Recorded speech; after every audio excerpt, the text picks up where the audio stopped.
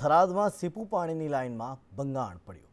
વડગામડા પાસેથી નીકળતી લાઇનમાં ભંગાણ સર્જાયું। લાઇનમાં ભંગાણ થતાં ખેતરમાં ફરી વળ્યા હતા પાણી। સતત ત્રીજી વાર ભંગાણ થતાં ખેડૂતોમાં રોષ જોવા મળી રહ્યો છે। પાઇપલાઇનનું ત્વરિત સમારકામ થાય તેવી માંગ કરવામાં આવી રહી છે, ત્યારે રિપેર કરવા કોન્ટ્રાક્ટર રૂપિયા લેતા હોવાનો પણ ખેડૂતોએ આક્ષેપ લગાવ્યો છે।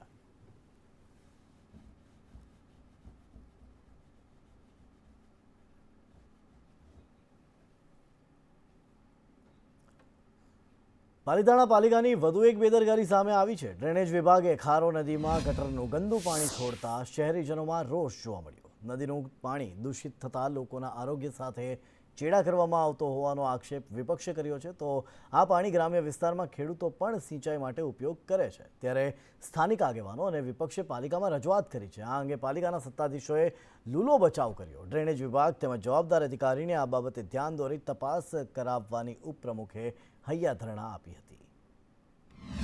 આપના માધ્યમથી મને જાણવા મળ્યું છે કે ભાઈ આ રીતે પાણી થાય, પણ લગભગ અત્યાર સુધી જાણવા નથી મળ્યું। પણ છતાં આપને જો ધ્યાનમાં આવ્યું હોય અને જો કોઈ પણની ગટર એ રીતે ઓપન હશે કે અંદર ભળી ગઈ છે તો યોગ્ય કાર્યવાહી કરી અને તાત્કાલિક ધોરણે એ પાણી બંધ થાય એવા પ્રયત્નો 100% નગરપાલિકા કરી રહી છે। ખાસ કરીને 11.5 કરોડના પ્રોજેક્ટની જે જીયુડીસી દ્વારા જેને મંજૂરી મળેલી અને 2021ની સાલથી ગોકળ ગાયની ગતિએ આ કામ થઈ રહ્યું હતું। પાણીનો ટાંકો બન્યા પછી 2 વર્ષ માટે એ ટાંકો ખાલી રહ્યો, હાલ ભરવામાં આવ્યો તો એને ખૂબ મોટા પ્રમાણમાં લીકેજ છે। અને આ પાલિતાણાની પ્રજા જે પાણી 4 દિવસ મળે છે, જે આપણે પાણી માટે જનતા વલખે છે, અને આવા મોટા પૈસાનું આંધણ કરી આ લોકો પાણીનો ટાંકો એકદમ નબળા સ્તરનો બનાવ્યો છે।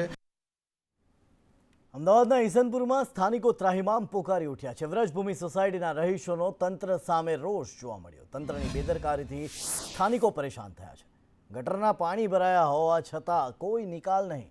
બિસ્માર રોડ ગટરના પાણી મુદ્દે સ્થાનિકોમાં રોષ। અનેક રજૂઆતો છતાં તંત્ર નિષ્ક્રિય હોવાની વાત સ્થાનિકો કરી રહ્યા છે, અને વધુમાં તેમણે એમ પણ કહ્યું કે નેતાઓને જનતાની પડી જ નથી। 2-3 મહિના થઈ ગયા, 3 મહિના ખરા હેરાન થવું પડે। એમાં બગદા પગ મૂકીને આવે છે અને પાછી અમે બધી માંદાઈ પડે છે, દવાખાને દોડવું પડે છે। કરી છે સપ્ટેમ્બરથી આ તકલીફ અમે ભોગવીએ છીએ। જો અમે ગવર્મેન્ટને વોટ આપીએ છીએ તો અમારો એટલો પણ હક બને છે ને કે એએમસી આવીને આ સાફ સફાઈ કરે। ખાલી ગટર સાફ કરશે તો પણ આ ક્લીન થઈ જશે। કેટલા દિવસનું કામ છે? પહેલાં અમને કીધું પાંચમ પછી આવે છે, પાંચમ પણ આવી ગઈ, એ વાતને 15 દિવસ થયા, હજી નથી આવી ગવર્મેન્ટ। તો તમને અપીલ છે કે તમે ગવર્મેન્ટને મોકલો તો જરૂરથી અમારું કામ થશે। ઘણા ટાઈમથી અમે કહીએ છીએ આ દર વર્ષની પ્રોબ્લેમ છે, પણ આનું નિરાકરણ આવતું જ નથી। ગંદકી બહુ થાય છે, નાના છોકરાઓ છે અમારા ઘરમાં, પણ તોય છતાંય કંઈ કરવા આવતા નથી આ લોકો। વાત કરીશું મહાનગરપાલિકાની, વાત કરીશું ભાવનગરની, કે જ્યાં મનપાએ દબાણો ન થાય તે માટે લારી ધારકો માટે 1 વર્ષ અગાઉ 6 અલગ અલગ જગ્યા પર વિનામૂલ્યે ધંધો કરવા વ્યવસ્થા કરવામાં આવી હતી। લાખોના ખર્ચે આશરે 350થી વધુ લારીધારકો માટે વેન્ડર ઝોન બનાવ્યો હતો, પરંતુ હવે લારીધારકોને રસ ન હોય તેવો ઘાટ સર્જાયો છે। આ વેન્ડર ઝોનમાં માત્ર 50 જેટલા ફેરિયા અને લારીધારકો જોવા મળતા કોંગ્રેસે ભાજપના શાસકો અને અધિકારીઓની ભૂલના કારણે પ્રજાના રૂપિયાનો વેડફાટ થતો હોવાનો આક્ષેપ કર્યો છે। હું એવું માનું, આજે ભાવનગરમાં હાલની ગેરકાયદેસર દબાણો જે છે એમાં ખાસ કરીને નાના નાના વેપારીઓ જે રોડ ઉપર ઊભા રહે છે એના વેન્ડર ઝોન 6 બનાવ્યા છે, પણ મને એવું લાગે સક્સેસ નથી। અત્યારે 50 જેટલા લોકો જ વેન્ડર ઝોનમાં પોતાનો વેપાર કરી રહ્યા છે। મને એવું લાગે છે કે કદાચ વેપારની જગ્યા અનુકૂળતા વેન્ડર ઝોન નહીં બનાવ્યા હોય એના કારણે પણ વેપારીઓ ત્યાં જવા અચકાતા હશે। ભાવનગર મહાનગરપાલિકા દ્વારા નાના પાથરણાવાળા તથા લારી ધારકોને કોઈ એક નિશ્ચિત જગ્યાએ ધંધો રોજગાર મળી રહે તે માટે શહેરના 6 વિસ્તારોમાં આશરે અંદાજિત 340 જેટલી સ્પોટ્સ નક્કી કરવામાં આવ્યા છે, જેમાં લારી ધારકો પોતાની રીતે વેન્ડર ઝોનમાં આવી નિશ્ચિત સમયગાળા માટે ત્યાં રોકાઈ પોતાનો ધંધો કરી શકે તેની વ્યવસ્થા ઊભી કરવામાં આવી છે। પોરબંદરમાં શિયાળાની ગુલાબી ઠંડીમાં આજકાલ ગુજરાતનું પક્ષીધામ બન્યું છે। ખાસ કરીને સાઇબેરિયા, મંગોલિયા અને ઓસ્ટ્રેલિયા સહિત અનેક રંગબેરંગી પંખીઓ ગાંધી જન્મભૂમિના મહેમાન બનીને આવ્યા છે। મોખર સાગર, કુછડી અને બરડા સાગર, કુછડી ખારામાં તેમજ જળ પલ્લાવિત વિસ્તારોમાં ફ્લેમિંગો, સારસ, કૂંજ, કરકરા, પેલિકન, ગરણો સહિતના વિવિધ 200થી વધુ પ્રજાતિના પક્ષીઓનો કલરવ ગુંજી ઉઠે છે. આ સમય દરમિયાન અમુક પક્ષીઓના મુખ્ય ખોરાક એવા ચણા અને મગફળી તેઓને ખેતરોમાંથી મળી રહેતા હોવાથી તેઓ વધુ પ્રમાણમાં અહીં વિહરતી જોવા મળે છે. દર વર્ષની જેમ આ વર્ષે પણ પોરબંદર એટલે કે પક્ષીનગરમાં લાખો પક્ષીઓની માઇગ્રેટરી બર્ડ્સ જે વિદેશી પક્ષીઓ હોય છે તે આ શિયાળાની ઋતુ દરમિયાન મુલાકાત લેતા હોય છે તેની શરૂઆત થઈ ગઈ છે. આ વખતે ખાસ તો દરેક પક્ષી પ્રેમીઓને પક્ષીઓ તો સાથે જોવા મળશે જ, કારણ કે મોકર સાગર જેવા વેટલેન્ડનું પણ અત્યારના ઘણું સારું ડેવલપમેન્ટ શરૂ થઈ ગયું છે, જ્યાંથી તેમને સારી એવી સિક્યુરિટી મળશે, એટલે પક્ષીઓ લાંબો સમય સુધી અહીંયા રોકાશે. પોરબંદર સિટીની અંદર 9.33 હેક્ટર વિસ્તારમાં પક્ષી અભયારણ્ય આવેલું છે. આ પક્ષી અભયારણ્યની અંદર 87 જાતના વિવિધ પક્ષીઓ જોવા મળે છે. તેમજ જૈવ વિવિધતાની દ્રષ્ટિએ જોઈએ તો પોરબંદર જિલ્લાની આસપાસ કુલ 23 જેટલા અલગ અલગ વેટલેન્ડ આવેલા છે. આ વેટલેન્ડ ભૌગોલિક પરિસ્થિતિ અને કુદરતી વાતાવરણ મુજબ ખૂબ જ મહત્વ ધરાવે છે. વાવ બેઠકમાં મતગણતરી પહેલા ફરી ચર્ચાઓ તેજ બની છે. ગેનીબેન માવજીભાઈને નો ફોટો વાયરલ થયો અને એ ફોટો વાયરલ થતાં ચર્ચા તેજ થઈ. ગેનીબેનનો માવજીભાઈને મીઠાઈ ખવડાવતો ફોટો વાયરલ થયો. ચૌધરી સમાજના સામાજિક પ્રસંગમાં થયા હતા બંને ભેગા, ત્યારે અરંટવામાં યોજાયેલા કાર્યક્રમનો ફોટો વાયરલ થયો છે.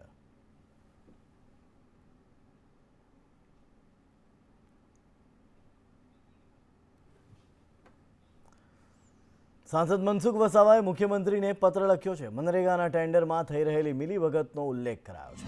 નર્મદા જિલ્લામાં પણ ટેન્ડર પ્રક્રિયામાં મિલીભગત નેતાઓ, અધિકારીઓ માનીતી એજન્સીઓને કામ આપે છે અને બજાર કરતાં ઓછા ભાવનું ટેન્ડર ભરે છે. એજન્સીઓ ઓછા ભાવે ટેન્ડર ભરી ગુણવત્તા વગરનું કામ થાય છે. એજન્સીને 3 વર્ષનો મનરેગાનો અનુભવ હોવો જોઈએ.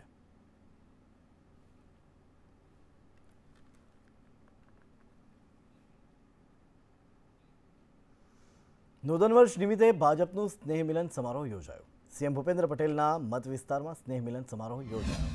કેન્દ્રીય ગૃહમંત્રી અમિત શાહની ઉપસ્થિતિમાં આ સમારોહનું આયોજન કરાયું.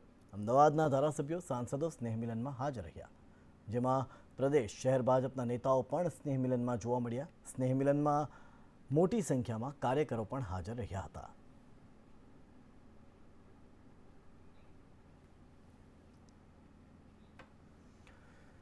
હિંમતનગરના હાજીપુર ખાતે 800 મેગાટન પ્રતિ દિવસ ઉત્પન્ન કરી શકે તેવા આધુનિક સાબરદાણ પ્લાન્ટનું આવતીકાલે ગૃહમંત્રી અમિત શાહ લોકાર્પણ કરશે. સાબર ડેરીના પશુપાલકોને આ પ્લાન્ટથી હવે સાબરદાણની અછત નહીં સર્જાય. આ સાથે અમિત શાહ હિંમતનગરથી કાર રેલીને લીલી ઝંડી આપશે, જે ભારતના વિવિધ રાજ્યોમાં બાયોગેસ અંગે જાગૃતિ ફેલાવશે અને આગામી 26મી જાન્યુઆરીએ તેઓ દિલ્હી પહોંચશે. સમગ્ર સાબરકાંઠા અને અરવલ્લી જિલ્લા તેમજ ગુજરાતના સમગ્ર 36 લાખ પશુપાલકો માટે ખૂબ ગૌરવની વાત છે કે કેન્દ્રીય ગૃહ અને સહકારિતા મંત્રી શ્રી અમિતભાઈ શાહ સાહેબના શુભ હસ્તે આપણી સાબર ડેરીનો 800 ટનનો અદ્યતન કેટલ ફીડ પ્લાન્ટનું ઇનોગ્રેશન થશે. સમગ્ર દેશ માટે અને સમગ્ર ગુજરાત માટે નવીનતમ અને એક ઉચ્ચતમ ટેકનોલોજી ધરાવતો એક કેટલ ફીડ પ્લાન્ટ છે, જે આ જિલ્લાના પશુપાલકો માટે એક બહુ સારું કામ કરશે, કારણ કે જે દાણ જોઈએ આપણા પશુપાલકોને તે ઉચ્ચ ક્વોલિટીનું દાણ અહીંયાથી મળી શકશે. સાબર ડેરીમાં 19મી તારીખે 800 મેટ્રિક ટન પાવડર આપણા કેટલ ફીડ પ્લાન્ટના ઉદ્ઘાટન કરવા માટે દેશના ગૃહમંત્રી અને સહકાર મંત્રી અમિતભાઈ સાહેબના હાથે આયોજન કરવામાં આવ્યું છે અને સાથે મહિલા જાગૃતિ કાર્યક્રમનો પણ પ્રોગ્રામ કર્યો છે. એમાં 10,000 બહેનો કાલે ઉપસ્થિત રહેવાની છે. કથળેલી કાયદો વ્યવસ્થા પર કોંગ્રેસે પ્રહારો કર્યા છે. કોંગ્રેસ નેતા અમિત ચાવડાએ પ્રહારો કરતા કહ્યું કે રાજ્યમાં કાયદા વ્યવસ્થાની સ્થિતિ કથળી છે. પોલીસ દ્વારા જ વિદ્યાર્થીની હત્યા કરાઈ. રાજકોટના ડેપ્યુટી મેયર પર હુમલો થયો. કાગડાપીઠમાં હત્યાનો બનાવ બન્યો. રાજ્યમાં કાયદાનું નહીં પણ ગુંડાઓનું શાસન છે.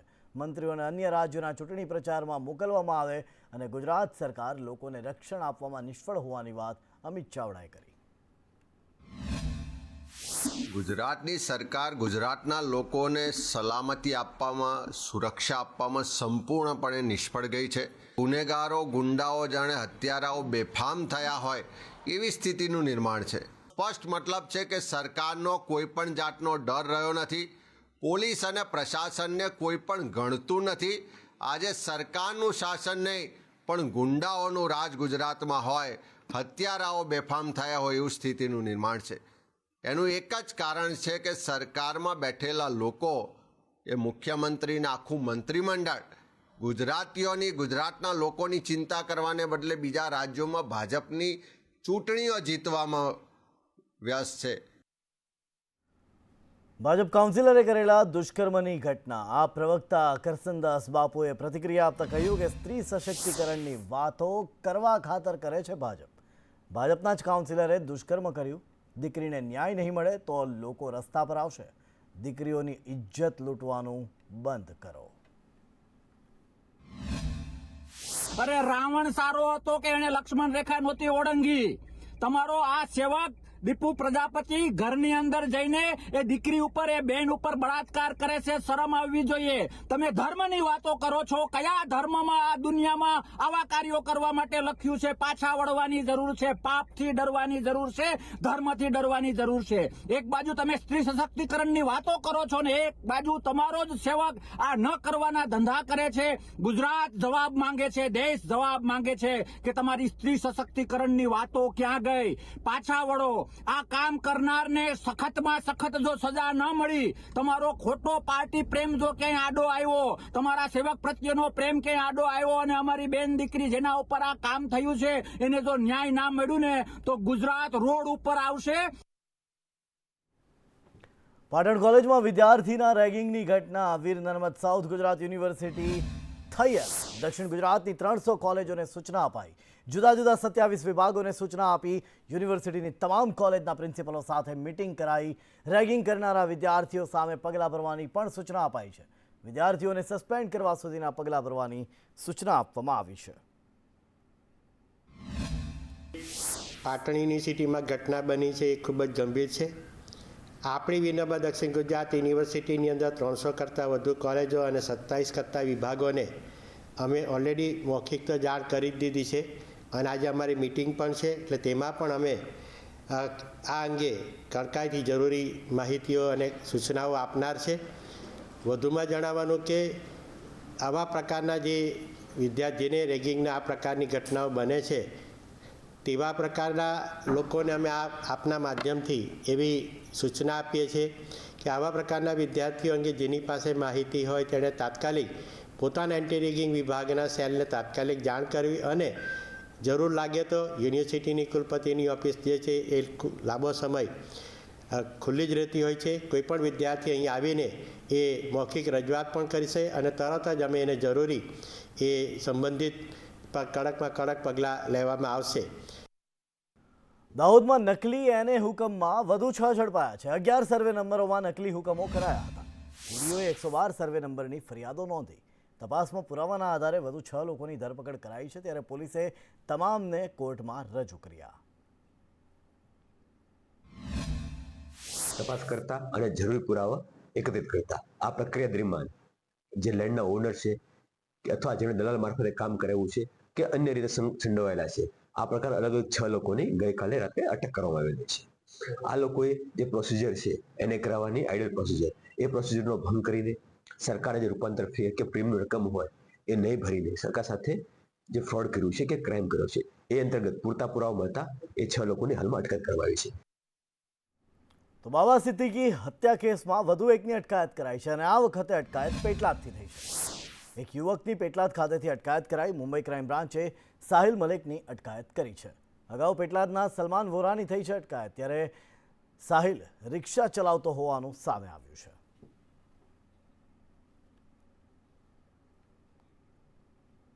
મુંબઈ એનસીપી નેતા બાબા સિદ્દીકીની હત્યા કેસમાં આણંદનું કનેક્શન સામે આવ્યું હતું, જેમાં પેટલાદના સલમાન વોરાની મહારાષ્ટ્ર પોલીસે અકોલાથી ધરપકડ કરી.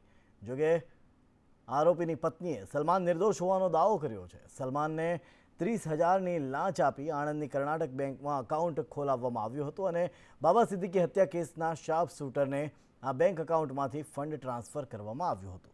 તેમજ આ ફંડ માટે સલમાને 8 લાખ રૂપિયા હવાલાથી મેળવ્યા હતા. આ સમગ્ર મામલે સલમાનની પત્નીએ આ અકાઉન્ટ અન્ય વ્યક્તિ ઓપરેટ કરતું હોવાનો દાવો કર્યો છે. મારા હસબન્ડ અને મારી મમ્મીની ડેથ થઈ ગઈ છે. એ મૈયતમાં ગયા હતા ત્યાં આગળ. શનિવારે રાતે અમને 1 વાગે તૈસે ઉઠાડ્યા છે. और પછી મુંબઈ પોલીસને हम લોકોને કશી જાણ કરી નહીં કે મારા હસબન્ડને પૈસાની લાલચ આલીને અકાઉન્ટ ખોલાઈ ગયું છે. પછી મારા હસબન્ડનું અકાઉન્ટ કોણ યુઝ કરતું તો મારા હસબન્ડને કશી ખબર નહીં. નિર્દોષ છે. મારા હસબન્ડ બાકાયદા નિર્દોષ છે.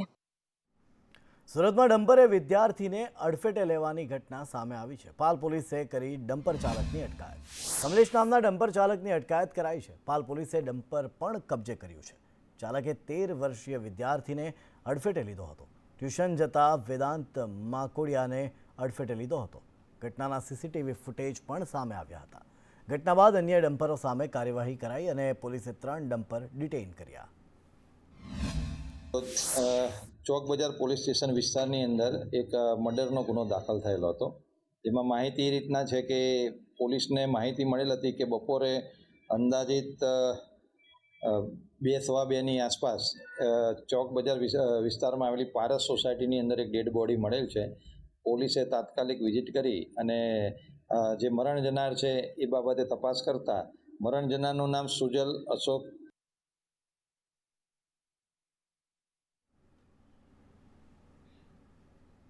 સુરતના પાલ વિસ્તારમાં બેફામ દોડી રહેલા ડમ્પર ચાલકે સાયકલ લઈને ટ્યુશને જતા વિદ્યાર્થીને અડફેટે લીધો હતો.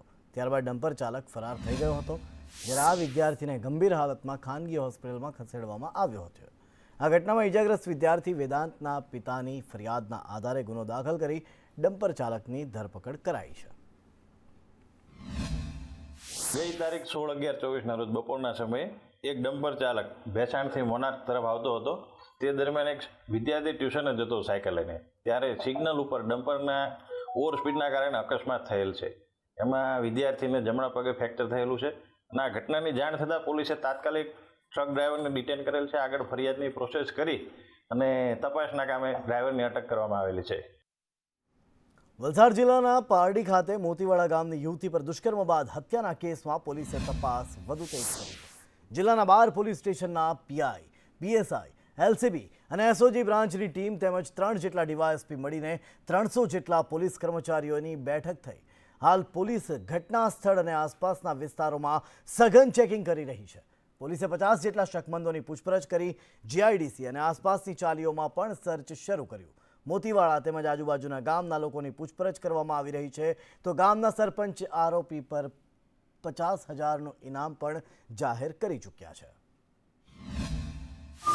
પારડી તાલુકાના મોતીવાડા ગામે 19 વર્ષીય યુવતીનું પહેલા અપહરણ અને ત્યારબાદ તેની હત્યા અને તેની સાથે દુષ્કર્મ, આ ઘટના બાદ જે છે વલસાડ જિલ્લા પોલીસે આજે 5મા દિવસે પોતાની તપાસ જે છે તેજ કરી છે. આપ જોતા છો દ્રશ્યની અંદર આ પારડી પોલીસ સ્ટેશનના હાદ વિસ્તારની અંદર જે પોલીસ સ્ટેશનની અંદર હાલ એસપી લેવલની બેઠક ચાલી રહી છે. બેઠકની અંદર જે છે વલસાડ જિલ્લાના 12 પોલીસ સ્ટેશનના પીઆઈ, પીએસઆઈઓ તેમજ એસઓજી અને એલસીબી બ્રાન્ચના પીઆઈ, પીએસઆઈઓ સાથે સાથે રેલવે પોલીસ એટલે કે જીઆરપી અને આરપીએફ પોલીસની પણ મદદ જે છે સ્થાનિક ગામના જે સરપંચ છે તેઓએ ઇનામ પણ જાહેર કર્યું છે કે 50,000 રૂપિયા આપવામાં આવશે કે આરોપીને જે પણ શોધી આપે. ત્યારે પોલીસ પણ છે જે 5 દિવસથી દિવસ રાત મહેનત કરી રહી છે અને આરોપીને શોધવા માટે તમામ પ્રયાસો હાલ જે છે વલસાડ જિલ્લા પોલીસ દ્વારા કરાઈ રહ્યા છે.